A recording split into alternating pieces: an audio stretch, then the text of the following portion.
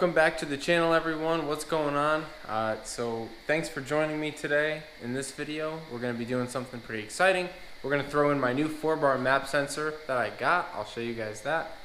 It's very nice, it's very cool, and it's going to fit in the factory location unlike the GM 3-bar map, but I'll explain all the differences once I show you the map sensor. But anyway, I just wanted to mention that I did change my profession. I'm now an oil change tech and a tech in training, so to speak. I'm going to be a technician at some point, so right now I'm just sort of getting my feet wet in the whole industry. I do like cars. This is what I love to do. I do it all the time at home, and I was making cabinets for a living, so now I've jumped into fixing cars, which is what I've always wanted to do.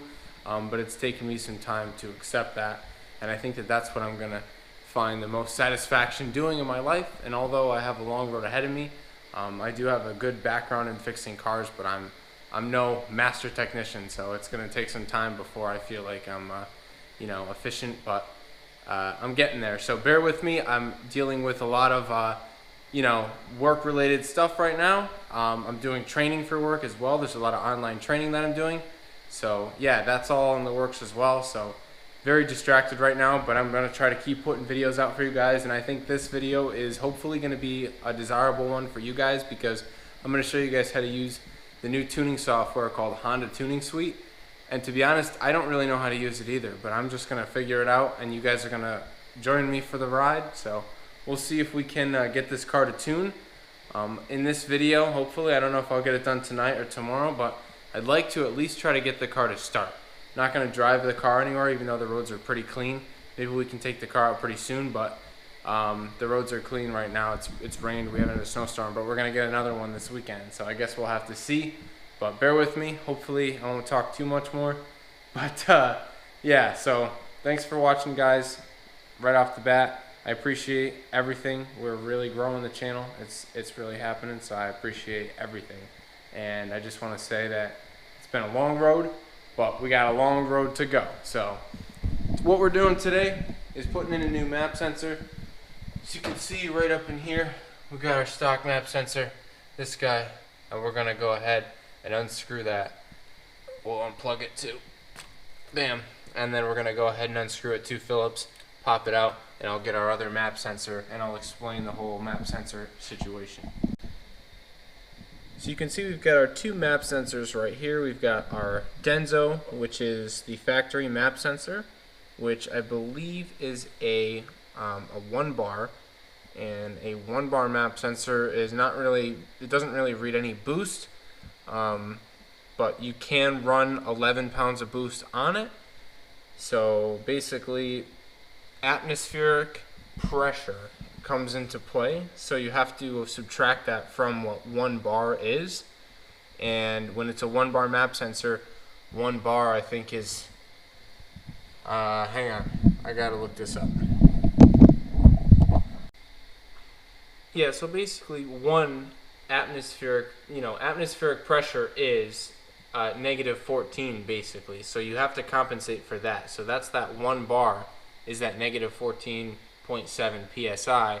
So 1 bar, and then it can read another 14.7 on the other side in the positive range, but that only ends up equating to about 11, right? So the stock map sensor in a Honda can read up to 11. I know it sounds kind of convoluted. You guys can look it up if you're still confused, but basically stock map sensor only reads up to 11.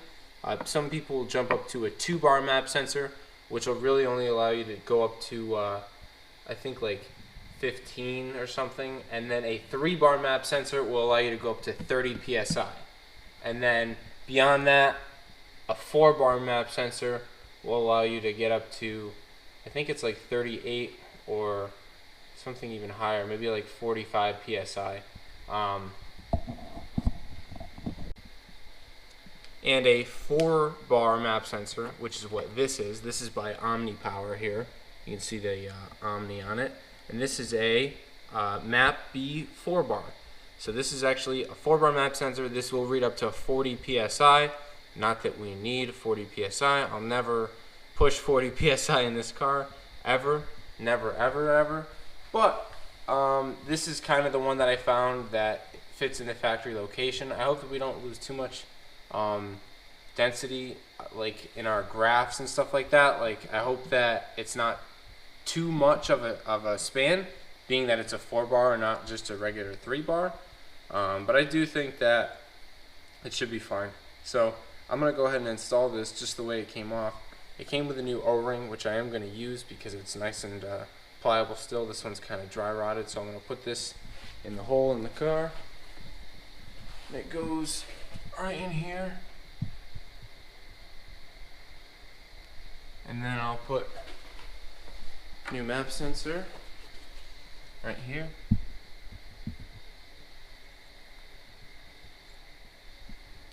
And our screws. And I might do this myself without holding the camera, just so I can make sure that I don't mess up that O-ring. And so it's really as simple as that, guys. I'm just going to go ahead and plug this thing in now. And the cool thing about this Omni 4-bar is that it should just fit right in the factory location, although it doesn't seem like it wants to.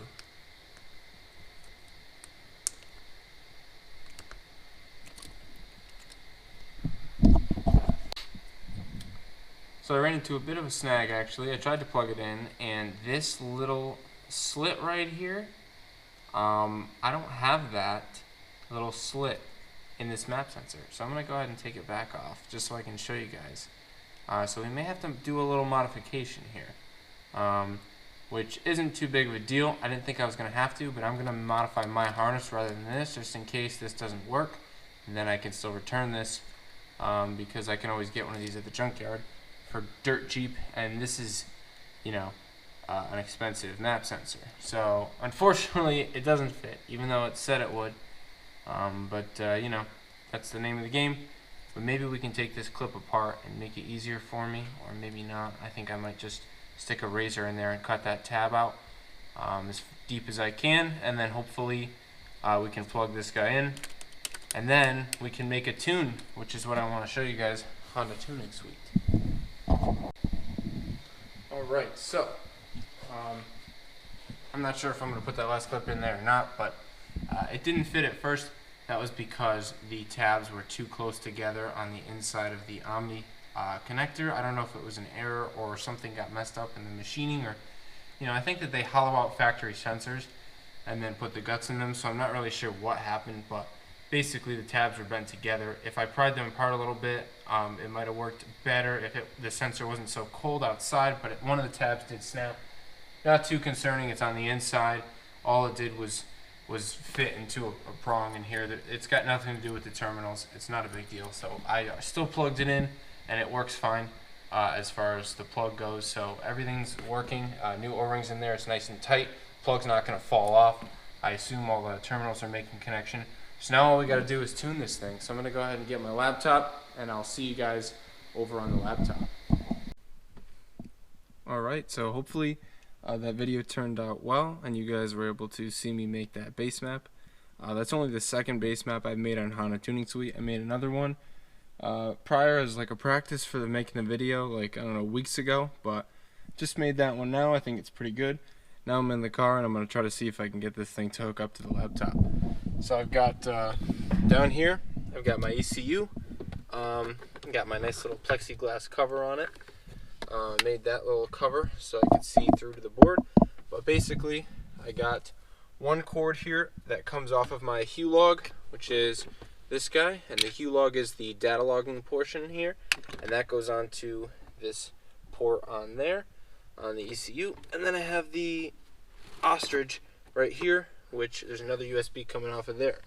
So I've got these guys to plug in, one here and one over here, and the ports are on auto connect, so they should automatically connect.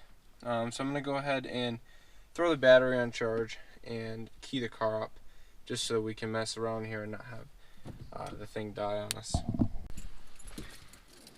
Alright, so I got the battery on charge. It is a little bit low, 11.9 or something like that, but I'll key the car up here, and we'll see if we can get this thing here to connect. Let's see. Let's go to emulator, connect.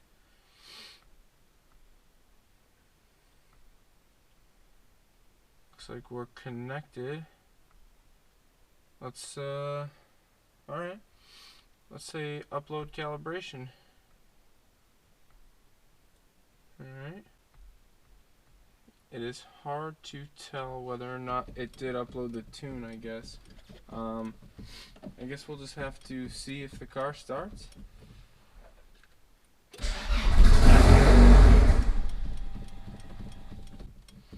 See if it runs now. Alright.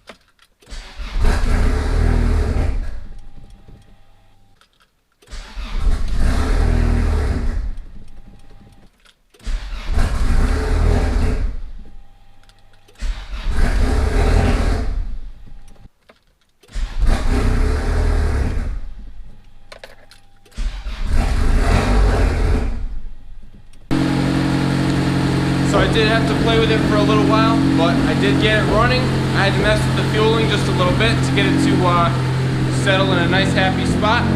But it seems like it's running pretty good right now. I got the air fuels chilling where they need to be, staying pretty consistent. Yeah, I like it. Going to the tables here, we can see, yeah, this is what it's looking like. When I rev it up, it looks like it goes super rich, but I guess we'll just have to see, you know, how this thing runs once we get it on the road.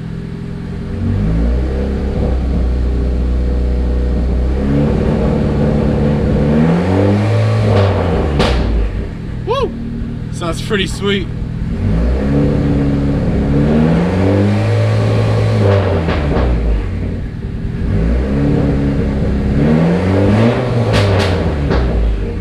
This thing's gonna sound really sick, guys. But yeah, that's the base map. I ended up adding like a ton of fuel to it. Not really sure why I had to do that, but you know, whatever it takes to get it to run. So what I was doing was basically I would click Control A and I would select this right here and just add a bunch of fuel and hit OK, and then that would bring me to a decent spot. So now we are looking at this right here. So yeah, that's what we're looking at. I think that hopefully we'll be okay. We're gonna take it for a test rip eventually. Not today, it's very cold, but at some point soon I'll be driving this thing and we'll get to tuning it on this new Honda tuning suite. But at least we got it running. So let's see if we can turn it off and then get it to start again. Let's see how it starts. Yeah, it does start up. One thing I need to do is bring the idle down a little bit. It idles kind of high. I think it's because I set it with the throttle stop. But we're idling pretty good. You know, maybe a little bit lean right here, but not too bad. Honestly, it seems like it's choking out a little bit. But we'll have to tweak the tune more as we go. But you know, the fact that it's running, you know, this tuning software is definitely working, and I can tell when I'm making changes too that you know, it is doing something.